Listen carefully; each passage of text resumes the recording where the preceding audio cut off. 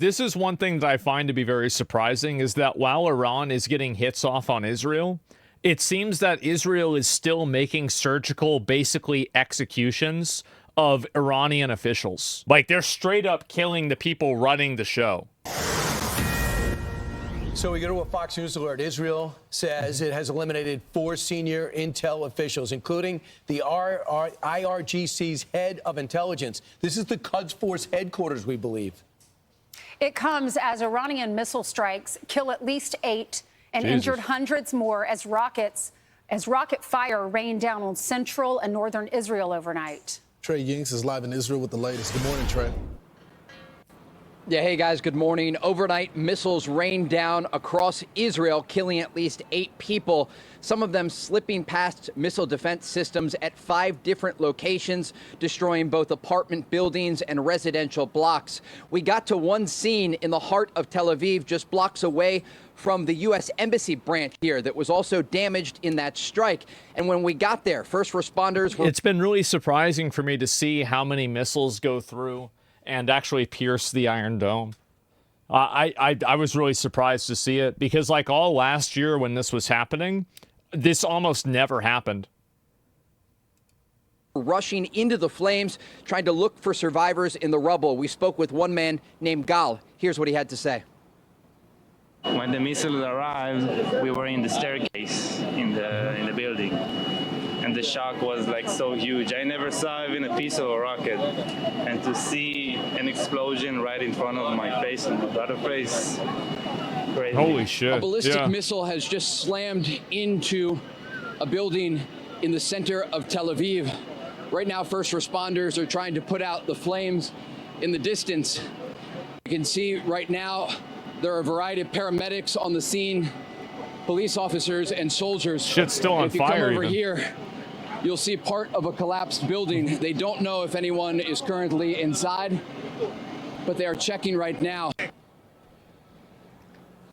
The Iranians continue to launch waves and waves of ballistic missiles in this country. Overnight, we understand there were 65 missiles, and they were targeting a variety of locations. We could hear the explosions in Tel Aviv as some were intercepted overhead by Israel's advanced missile defense systems.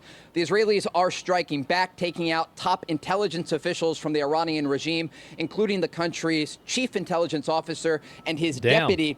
They also took out what they say are one... So this is one thing that I find to be very surprising is that while Iran is getting hits off on Israel, it seems that Israel is still making surgical, basically executions of Iranian officials. Like, they're straight up killing the people running the show.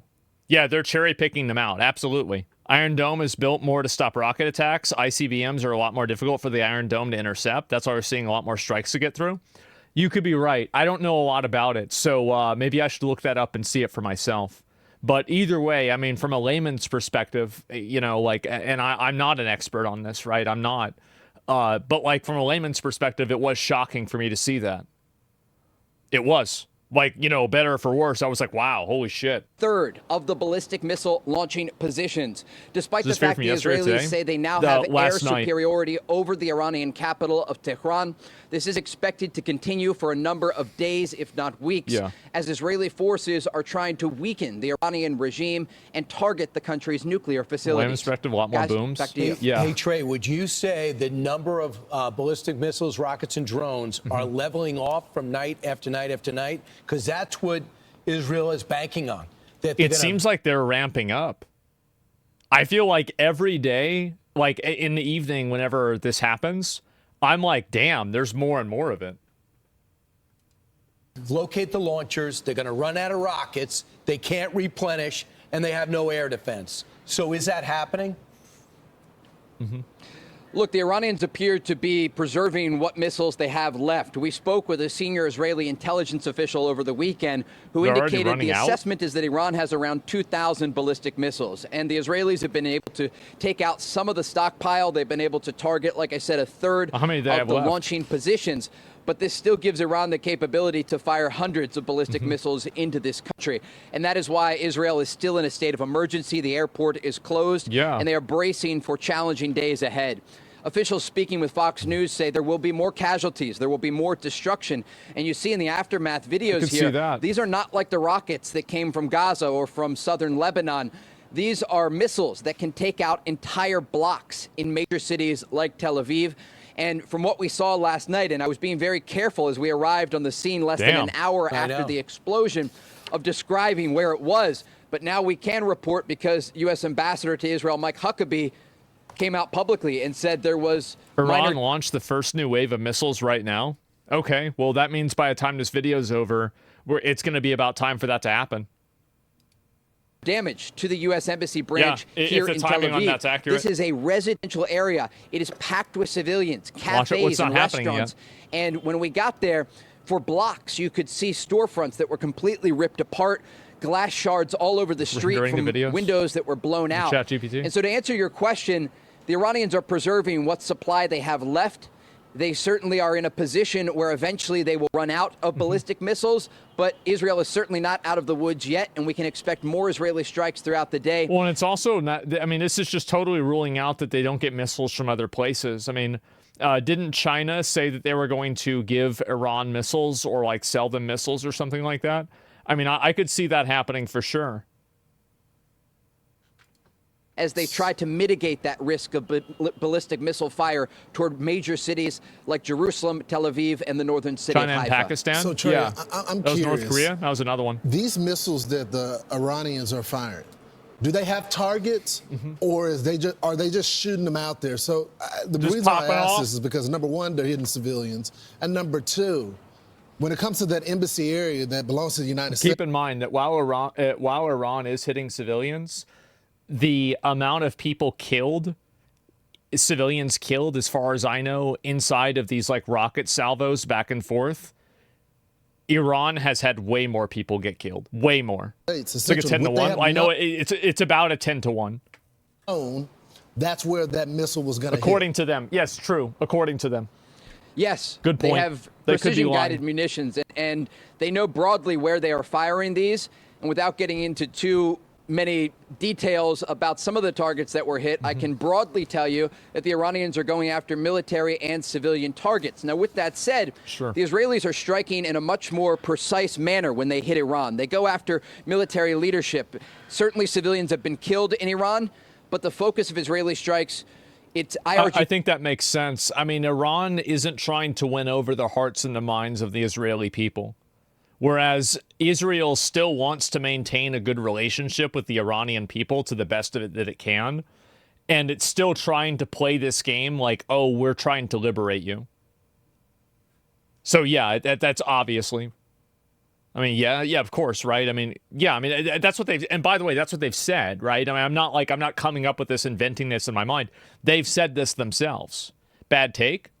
That's what they said. They said, so obviously, you are going to take more care to not kill civilians if you are afraid of alienating the other civilians there. Fucking duh. Obviously. They said this themselves. Sea targets and its nuclear program linked targets, along with the country's ballistic missile program. When the Iranians fire these barrages of missiles, they're often hitting densely populated areas. And as we saw earlier in the day yesterday, at a different location that had been hit, the entire half of an apartment building collapsed after one of these missiles struck an area and killed 2 children, along with 2 adults, and many other people were injured. And just to give you a sense of the scene, because we often talk about the missiles and we talk about the ability to intercept them and how many are being fired by Iran, but the people that are paying the price, it's Israeli civilians. And when we arrived at that scene earlier... Well, and Iranian civilians, too. Like, it's both, but yeah. The day yesterday, separately from where you saw that insert where I spoke with the wounded man, we saw a son... I just want to pull this up so you guys can see this. Obviously, this is an AI summary, so it could be a little bit inaccurate or not completely true. But in the last week, how many Israel citizens have been killed by Iran and how many Iranian citizens have been killed by Israel? Reports that at least 24 Iranian deaths, at least 224 So it is almost a 10 to 1 ratio, with some sources citing up to 206. So 224 is a more conservative estimate. So you can see this, right? Iran has more people. It does have more people, absolutely. But I'm just set 406. Well, no. Some sources citing 406. At least this is the certain amount. I'm comparing at least with at least. Is that not fair? You said, yeah, you said 206. Yeah, it probably went up, honestly, since the last time I saw it. So yeah, there you go. You said, I said 206, not 406. Yeah, just dyslexia. My bad. But anyway, yeah, you can clearly see this. And so there have been a lot of Iranians that have been killed in this too.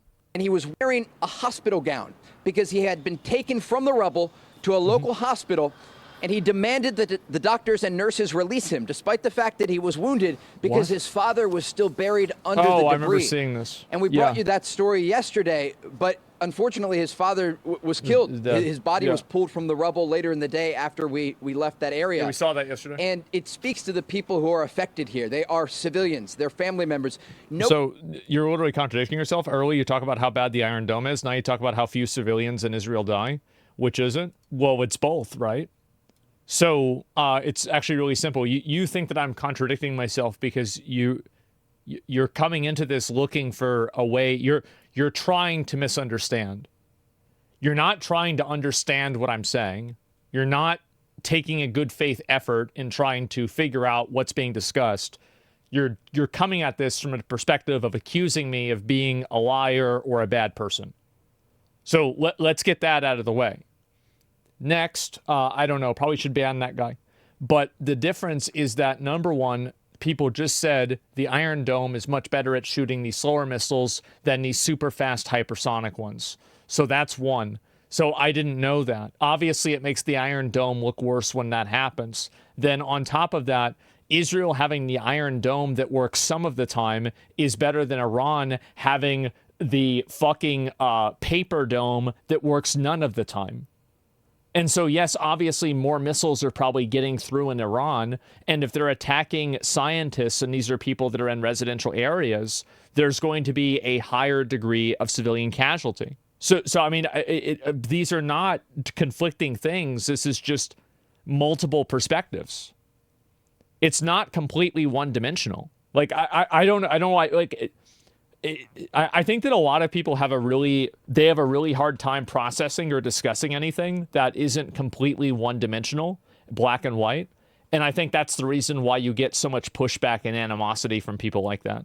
Israeli soldiers have been killed. It's not that big of a deal. In the Iranian response. That's okay. A few have been lightly wounded. Largely, we're talking about civilians. According to the Israelis, 24 of them have been killed since Friday night when the Israelis launched this campaign targeting the Iranian regime. And so as we move forward here, this is really important to talk about the distinction between the target list here for the Iranians and the Israelis.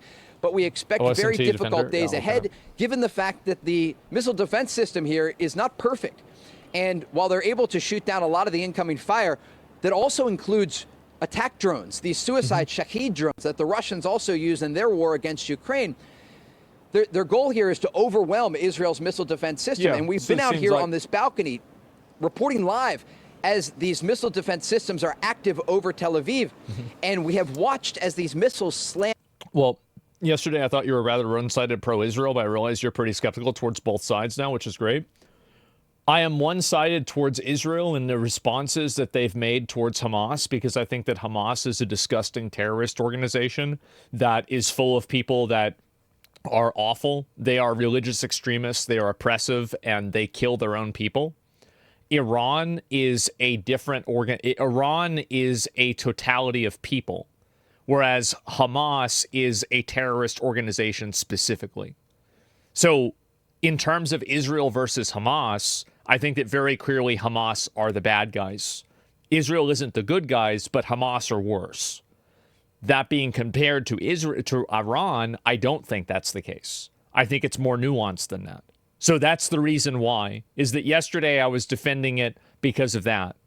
Into this city, and the destruction that they cause is oftentimes catastrophic. And people saying Iran is worse, you're probably right. I mean, Iran is helping the groups like Hamas, but the difference is that people that are in Hamas, these are people that have willingly signed up to be part of a terrorist organization that kills people for disagreeing with them.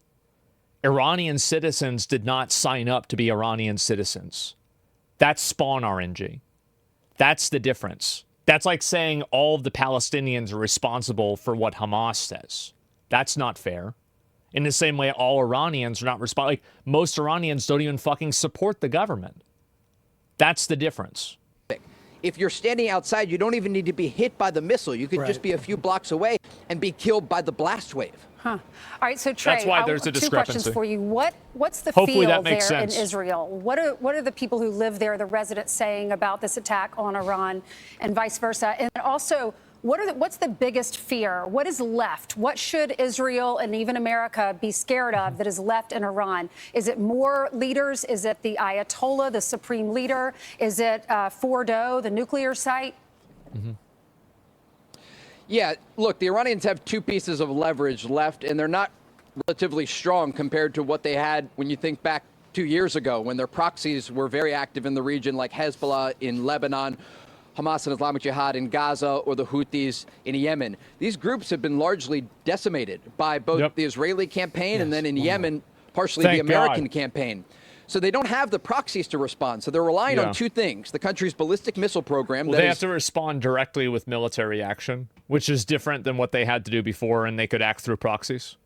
Limited. They can certainly cause damage, but eventually they will run out of missiles. And then they have the ability to ratchet up what's left of their nuclear program. Now, the Israelis have targeted 2 key facilities, the Natanz facility and the Isfahan facility. These are locations where the Iranians were, according to Israeli officials, pursuing ballistic missiles, but they were pursuing, more importantly, according to the Israelis, nuclear weapons. And they were enriching uranium up to 60% purity, very close to weapons-grade material. And that is one of 3 reasons the Israelis... And as a frame of reference for that, the level that they were supposed to enrich it to was like 3.5%. So it's not like, oh, you were at 55 and, you were supposed to be at 53. No, you're at 60% and you were supposed to be at 3%.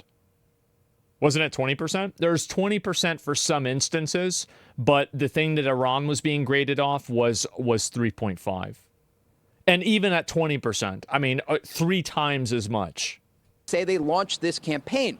The big X factor here is the Fordow facility. This is their main facility. It is deep underground. And according to initial reports and officials that we've talked to over the past almost decade here, they say they don't have all of the munitions needed.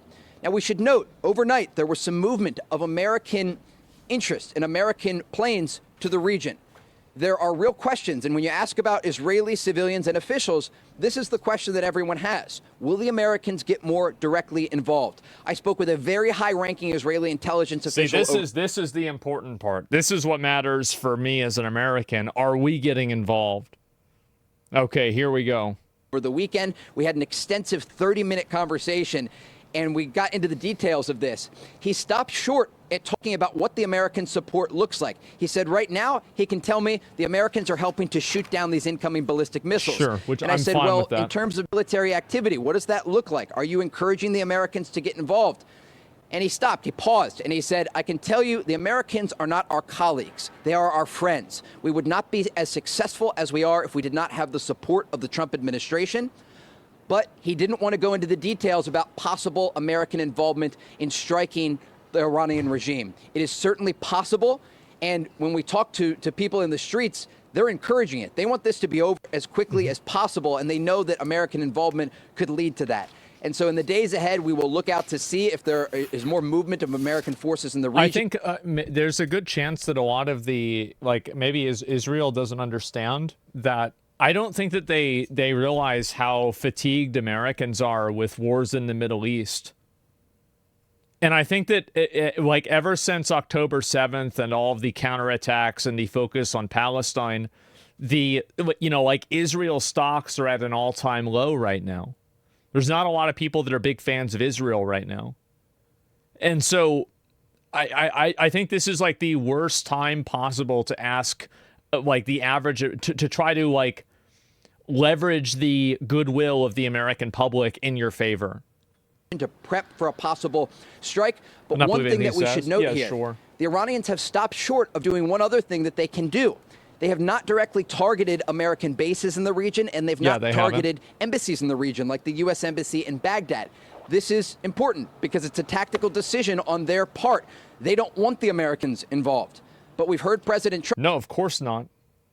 If they attack the American embassy, then yeah, the U.S. would probably...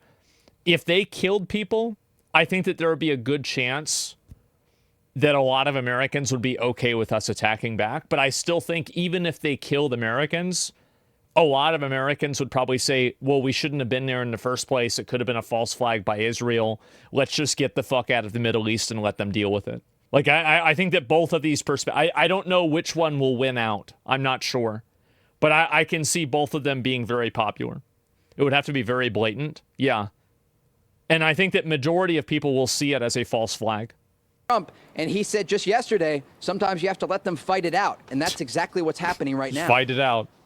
But, Trey, for the most part, the nuclear plants, they hit all four of them, but it looks like Natanz and Fordo, nobody thinks that they've been disabled yet.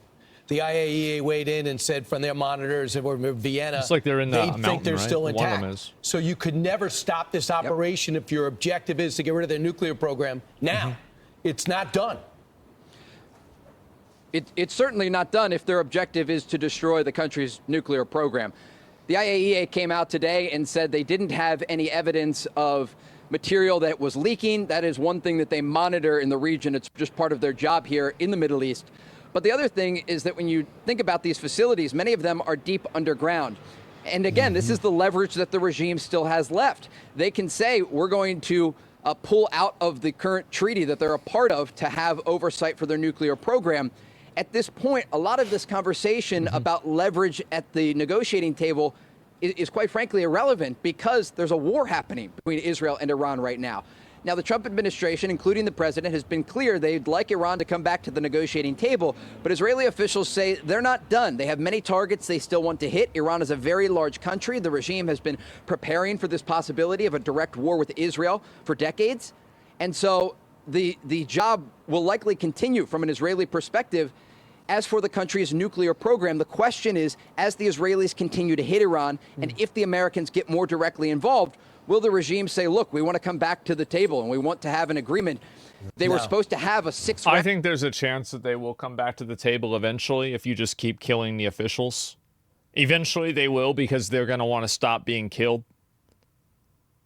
Yeah, I mean, straight up, if you just keep killing them over and over and over, that will work. Who? The people that don't want to die. Good luck with that. I guarantee you it works. Iran can fight for years. Yep. And then eventually they'll stop. Israel said no negotiations. Israel doesn't have resource for a prolonged country-to-country conflict. So Israel doesn't want to show up like the underdog? Well, I'm talking about, like, I mean, really, it's very obvious that America is sanctioning I think that they are at least allowing these things to happen. And as I said, I think it's no coincidence that this stuff happened a day after the 60-day window to negotiate with America was over. Seemed pretty obvious to me that's what's going on, right? It's extremely obvious? Yeah, exactly. I'm in Iran, and we're rising and celebrating the destruction of the destruction for TV. Yeah, I'm sure there's a lot of people in Iran that feel that way, definitely. Round of nuclear talks just yesterday, and of course those were canceled as a result of this conflict. Trey, great job. You were just on a few hours ago reporting live from a bomb scene. Thanks. Great information. Yeah, I just don't think there's any way we should have talks now. You had your chance for talks. You can't. Now you're going to talk to try to preserve it. You have to preserve the talks. They can't have the talks. They have to. That's the only way that you can solve this. There's two ways for this to end. The regime gets overthrown, or you talk with them and you establish a trade deal, and you gradually de-escalate this over the next 30 years. Those are the two outcomes. As far as I know, nothing else happens. Your nuclear program?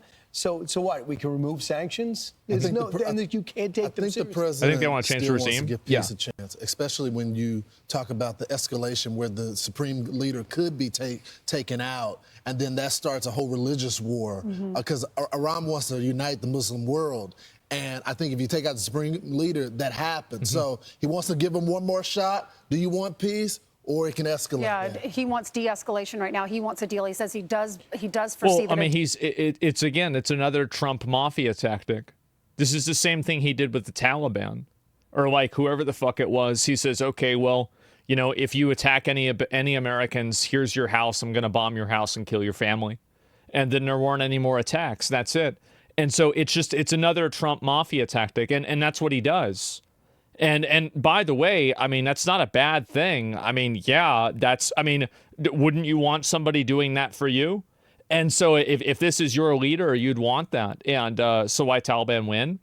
Well, I mean, they didn't win. We just simply stopped being involved. That's it. And it's effective for sure. It is. And it's a power play. It is. But like you lose that power play if you've already blown up the house. You see what I'm saying?